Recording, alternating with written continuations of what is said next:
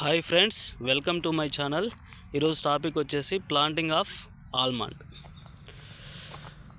So best time వచ్చేసి rainy సీజన్లో మనం ప్లాంటింగ్ చేసుకోవచ్చు.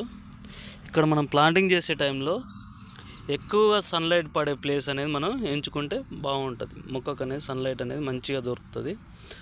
అదేవిధంగా తడిగా ఎక్కువ తడి ఉన్న ప్రదేశంలో మనం అనేది దీన్ని ప్లాంటింగ్ చేసుకుంటే వ్యాధులు అనేవి ఎక్కువ స్ప్రెడ్ అయ్యే అవకాశం ఉంటుంది. కాబట్టి అలాంటి సమయంలో కొంత జాగ్రత్త తీసుకోవాలి.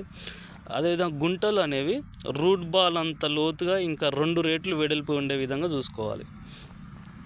ఒక వారం రోజుల ముందే మనం గుంటలు తీసుకొని ఉంచాలి. వాటిలో తగిన మోతాదులో FIM ఇంకా నైట్రోజన్, ఫాస్ఫరస్, పొటాష్ యొక్క మిక్స్ లేదంటే DAP తీసుకోవాలి.